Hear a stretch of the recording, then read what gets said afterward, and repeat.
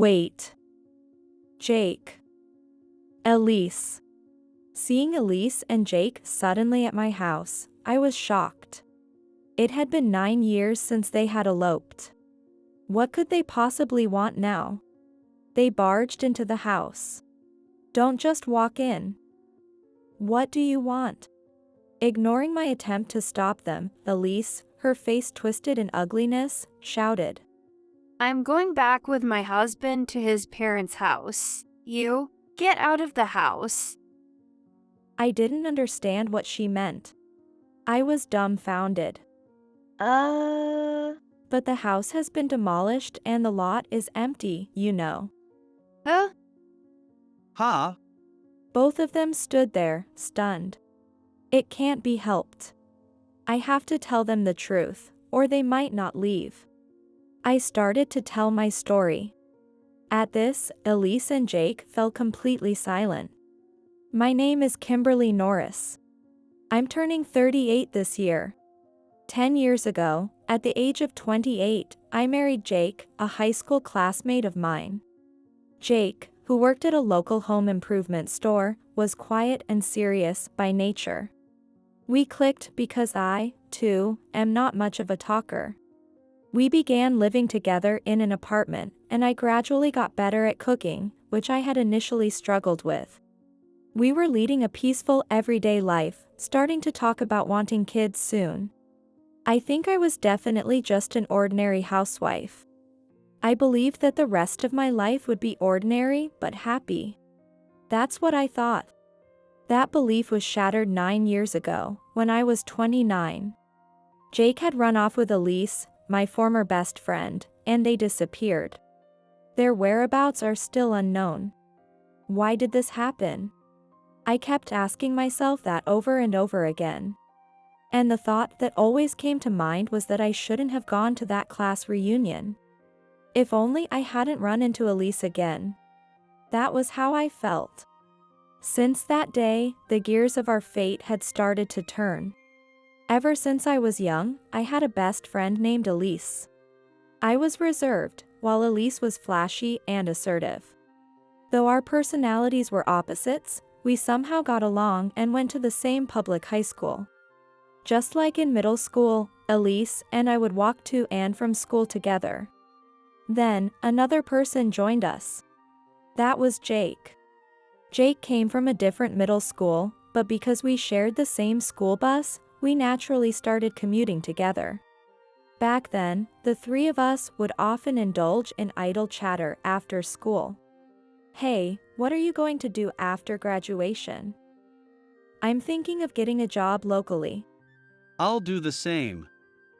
Looks like I might get a recommendation. Many from our high school ended up working in the local town after graduation. But Elise was different. You guys lack ambition. I'm going to the city to attend a cosmetology school. Then I'll be a makeup artist for celebrities. Even back then, Elise was highly ambitious. She was fired up about studying beauty seriously and diving into the glamorous world. After graduation, Jake and I started our careers. Elise went on to a cosmetology school and then got a job at a hair and makeup salon. Around this time, when Elise would visit home, we often hung out together. What? You two are dating? Sorry, I should have told you sooner. I felt somewhat embarrassed and looked down. Jake's workplace was near mine, and sometimes after work, we'd go out to eat together. That's how things gradually progressed between us. No, it's rather late, actually. I was worried when you two would finally get together. So, marriage next. What about you, Elise? Jake, his face turning red, ribbed Elise.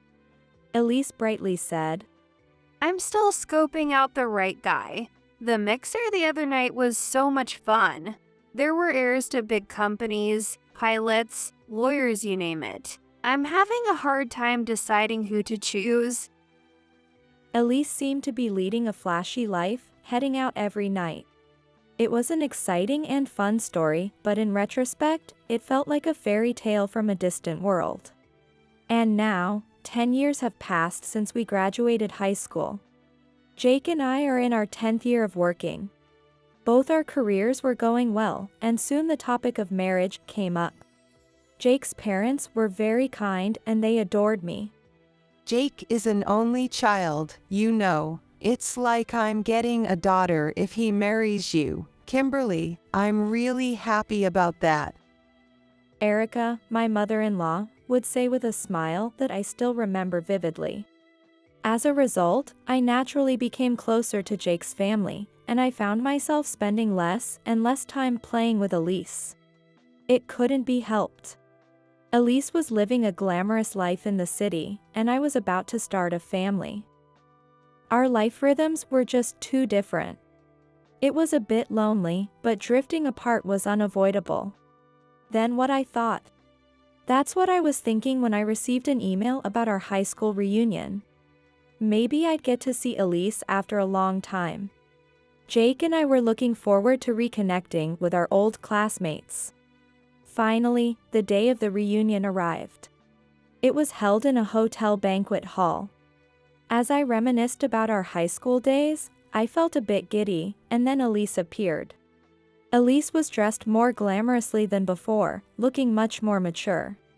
But there was something off about her expression. She seemed too flashy, somehow.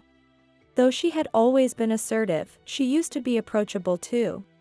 But now, that had vanished, and she seemed to exude an aura that was almost intimidating. I was a bit uneasy, but when we greeted each other, Elise immediately smiled. While enjoying the buffet, we caught up on each other's lives. So, you two are finally getting married. Congratulations. It's been a long time coming.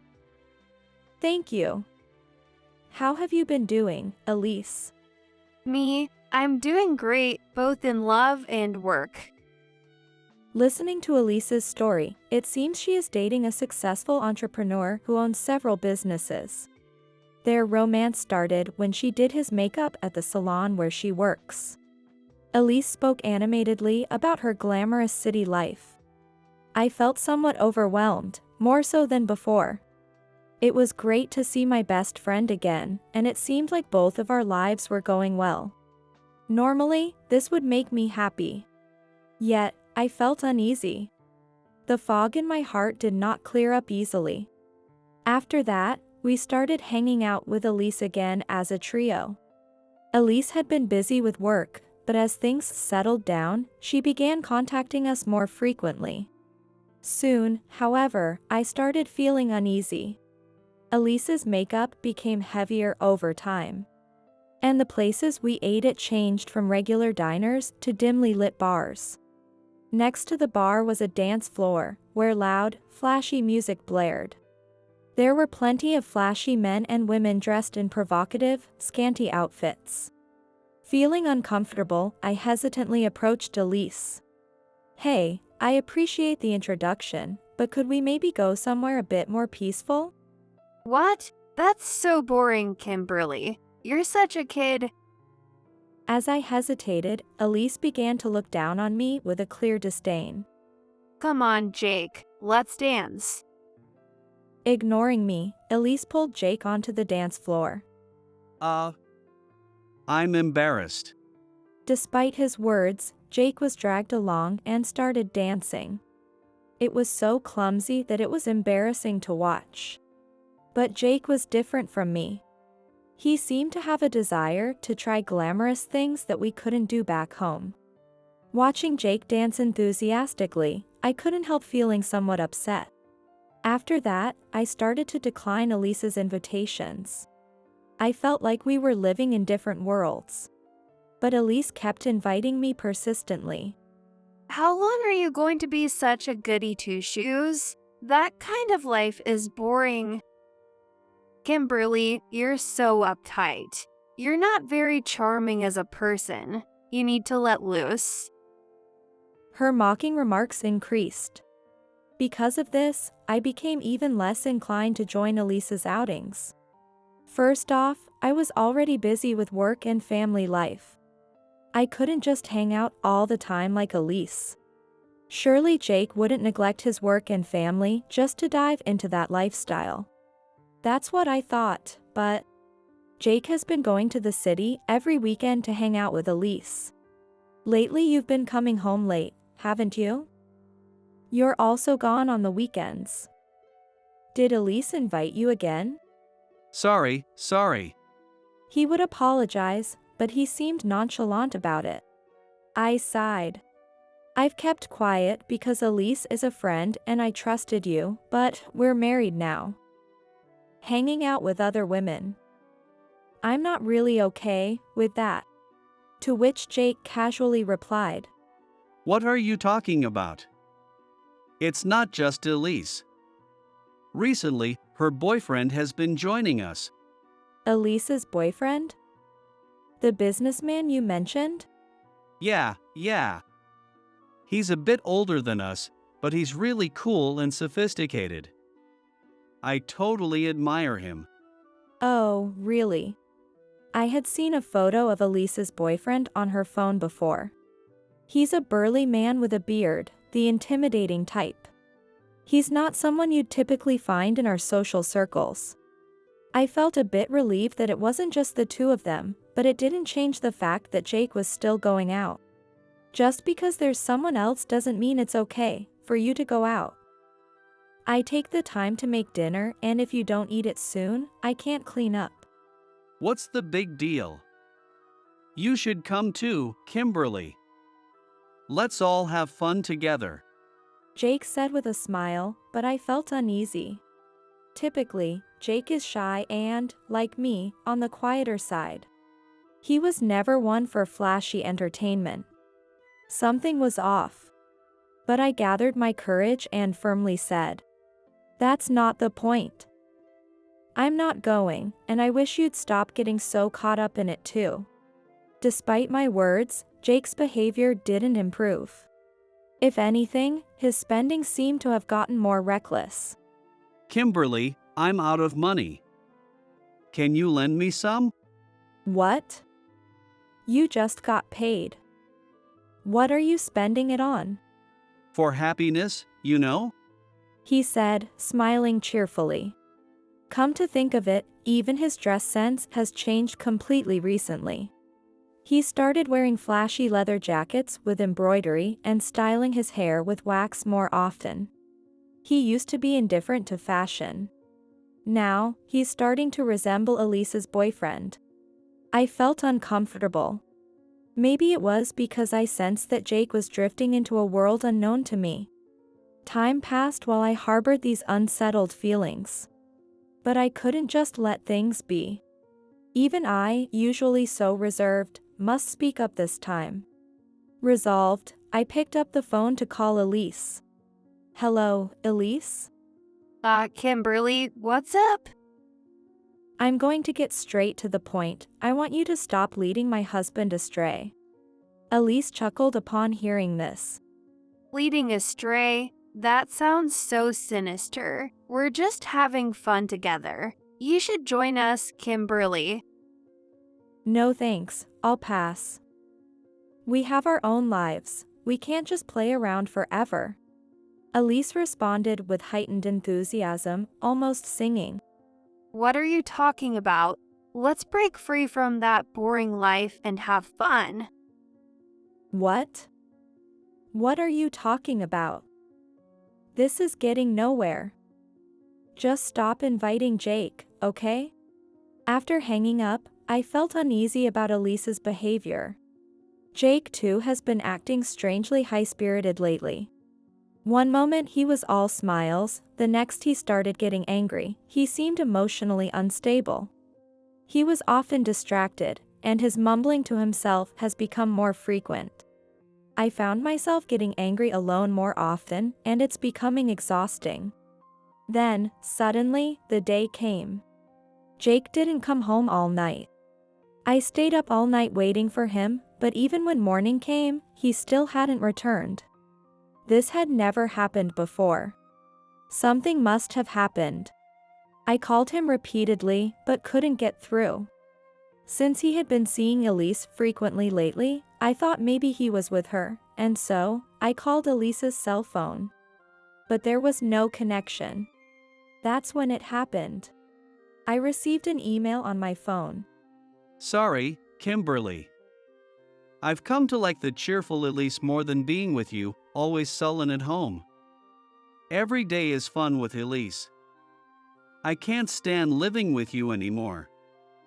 The divorce papers are in my desk drawer, please file them. Goodbye. As soon as I read the message, my mind went blank. What is this? Words just slipped out of my mouth.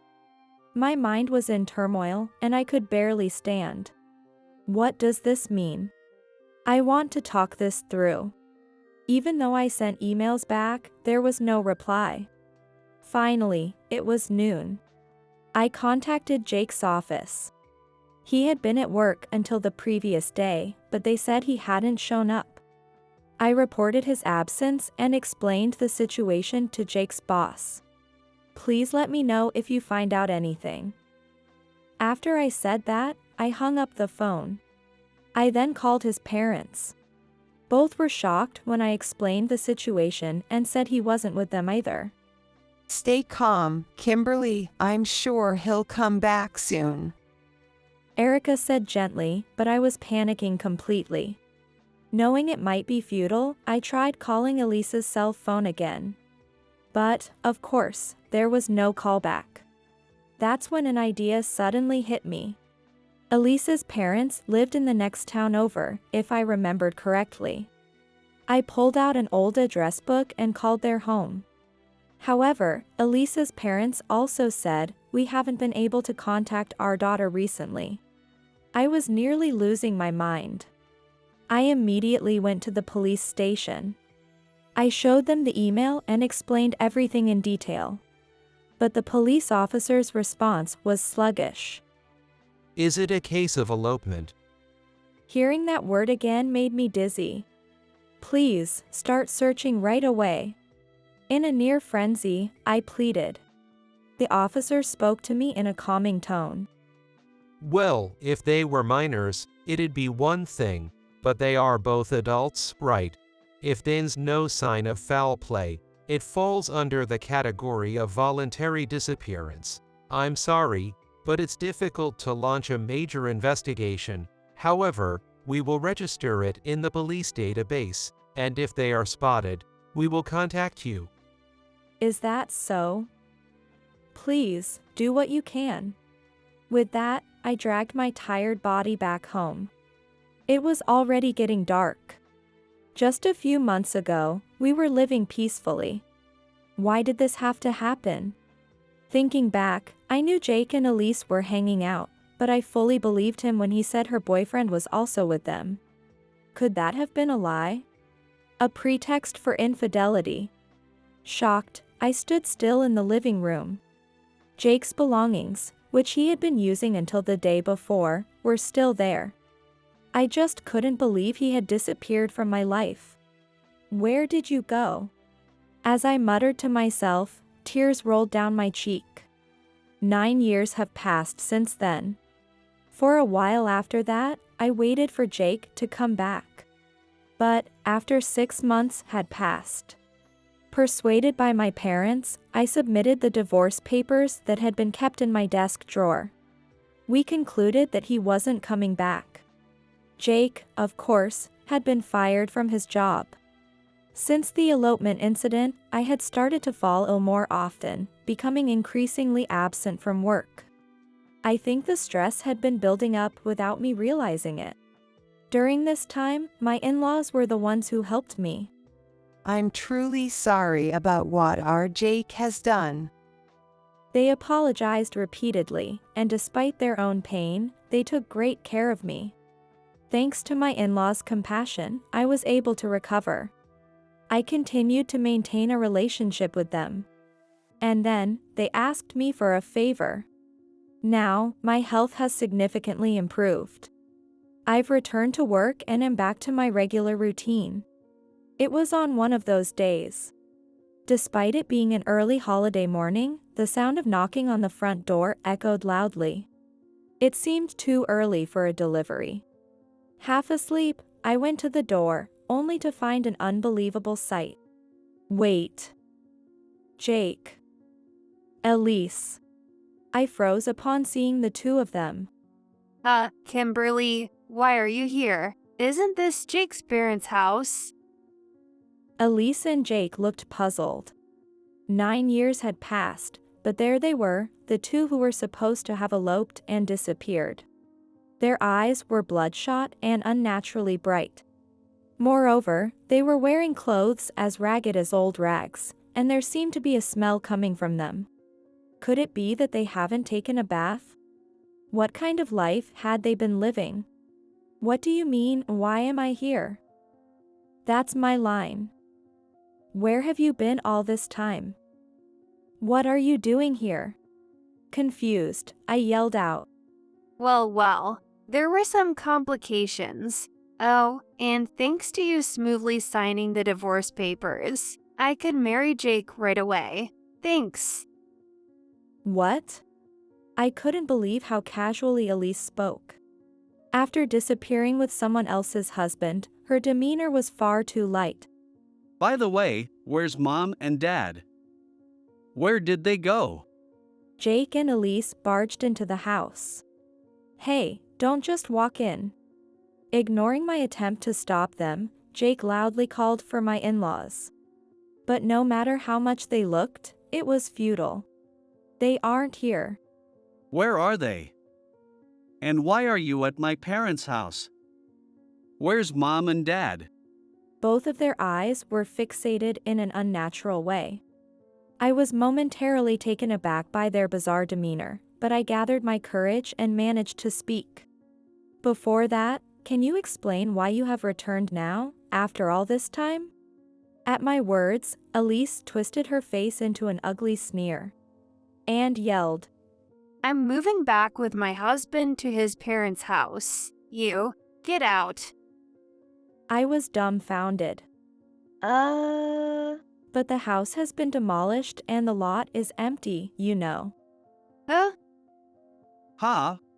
There was a palpable sense of confusion between us. The lot? My parents' house is right here, isn't it? Yes, let's have a serious talk. I was fed up, but it seemed like they wouldn't leave without hearing the truth. Reluctantly, I began to speak. After they had eloped, my in-laws had bought a second-hand property in a remote rural village and moved there. They had always said that after retiring, they wanted to retreat to the countryside. There, they lived quietly, tending to a vegetable garden. So, if we are talking about where my in-laws lived, that rural house might be more rightly called Jake's parents' home now. My in-laws, concerned about my health, would often send me vegetables. I also called them frequently, maintaining our relationship, albeit modestly. However, those days did not last long. Years later, something happened on one particular day. A tragic accident occurred on a rural road where a car, driven recklessly, veered onto the sidewalk.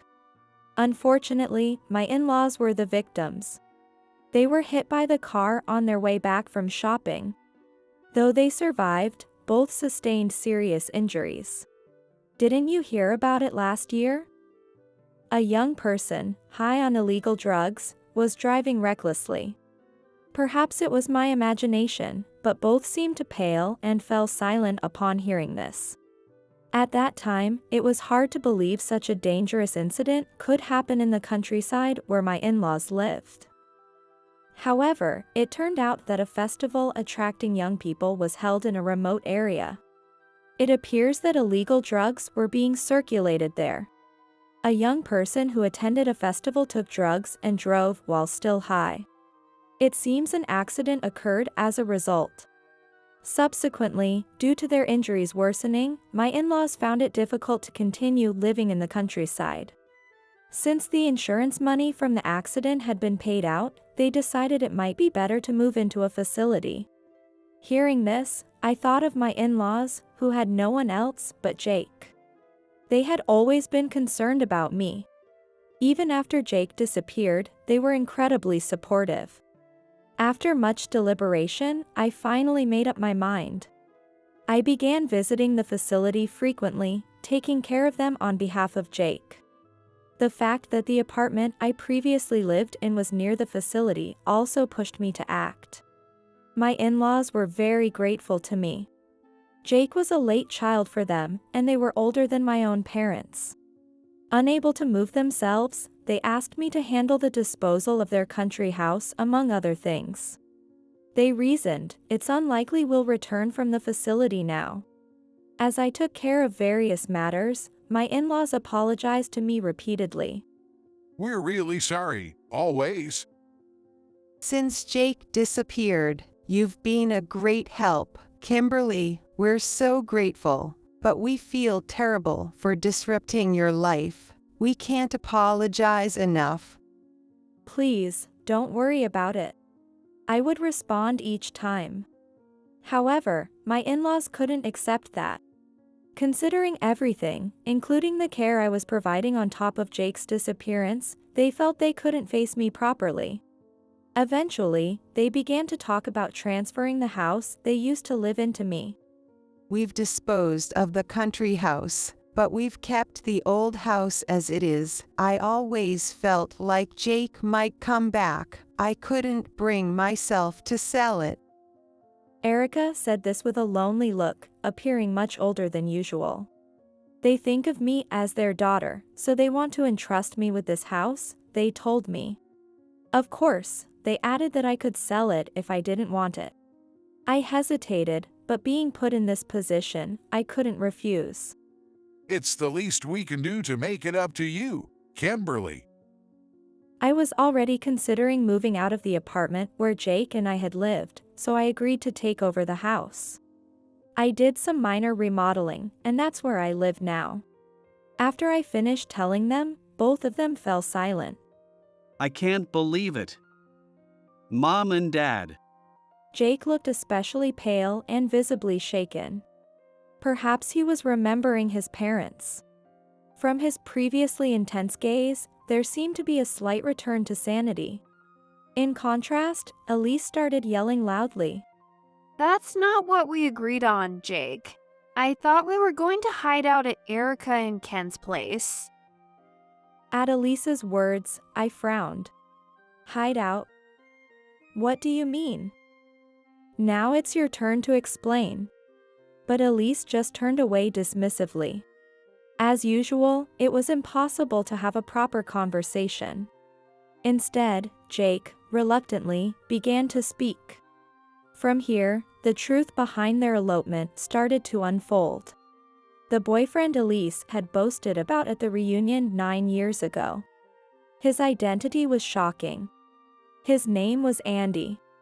Though he claimed to be a businessman, it was a complete lie. Andy was involved with antisocial forces, dealing in illegal drugs as his business.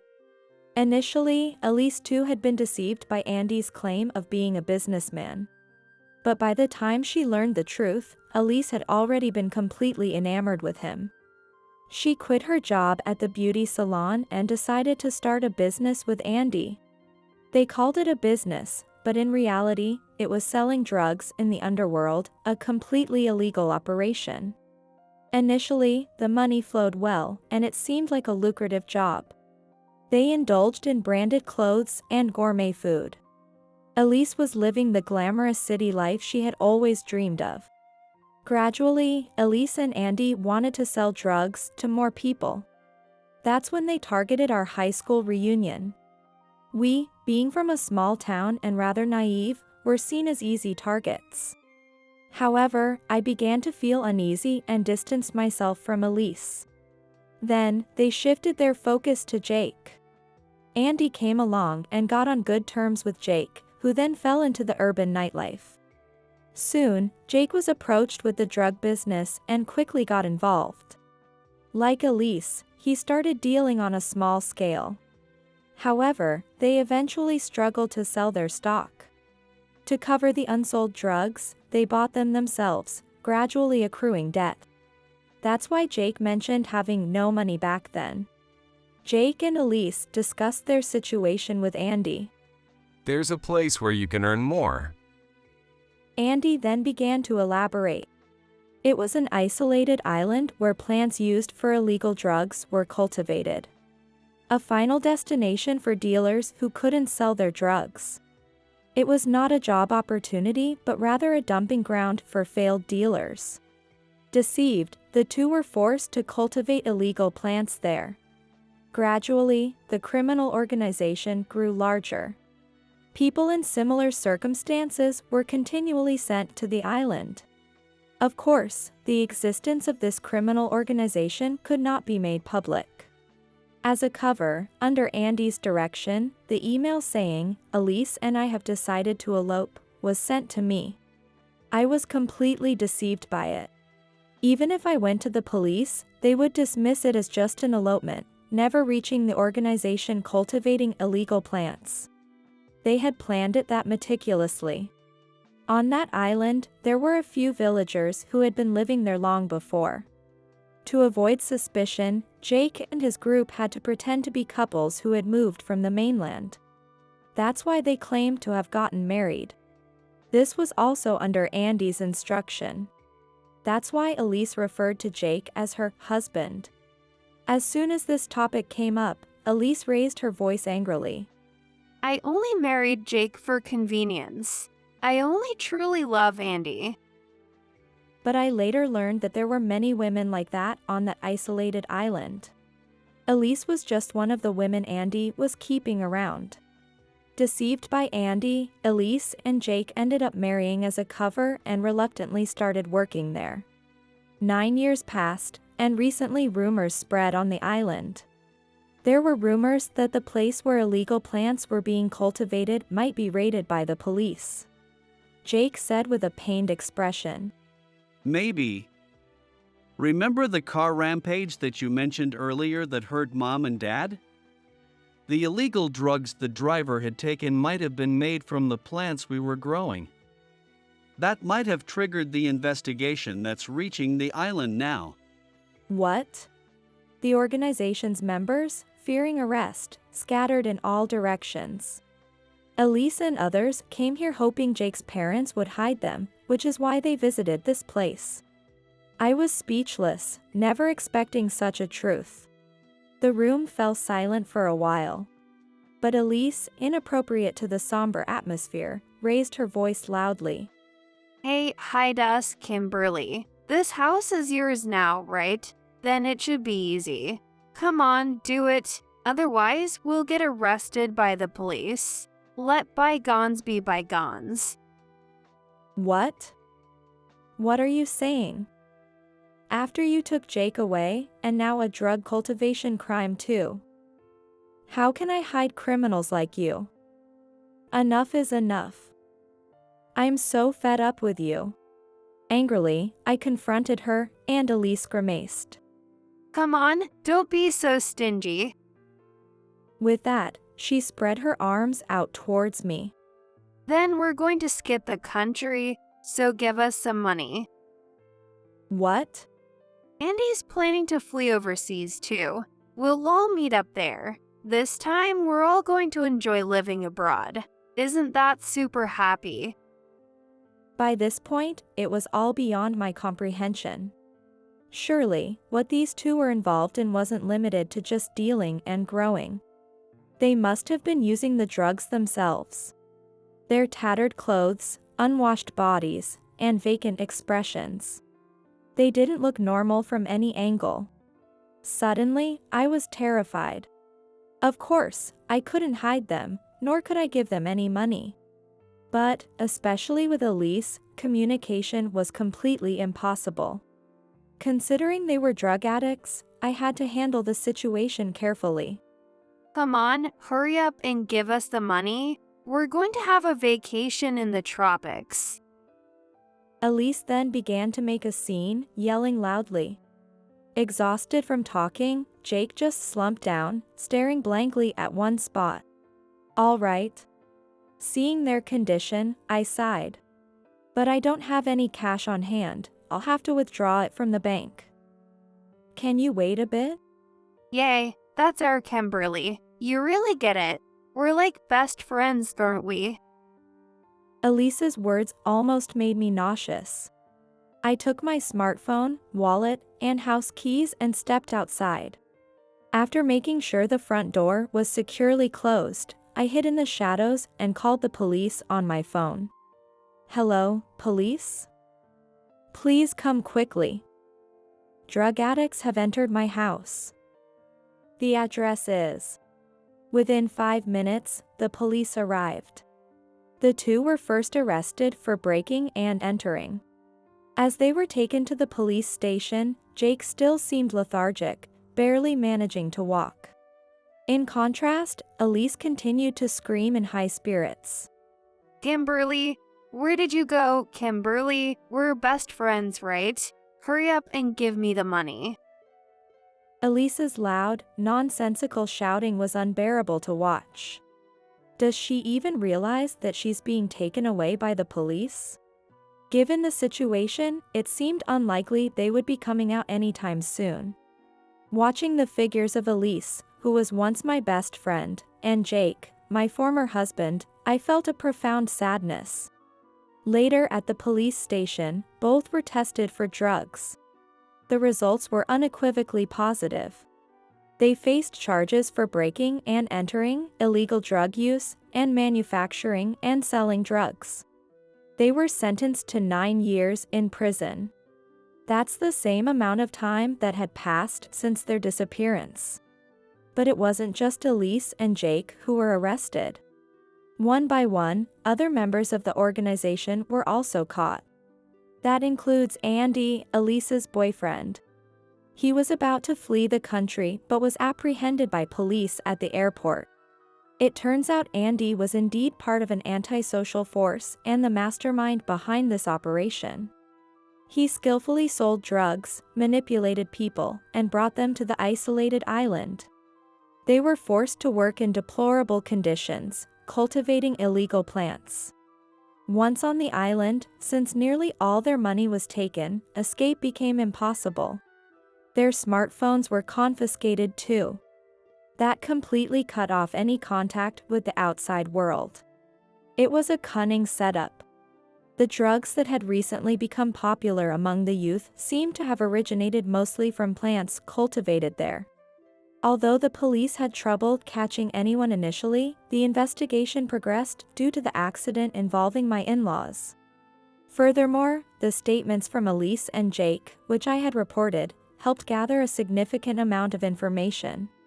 However, by then, Elise was barely coherent. She was continually crying and yelling, making communication difficult. Jake seemed somewhat more coherent. Occasionally, he would even speak words of remorse through tears. There's no doubt he was regretting everything now. But it was too late.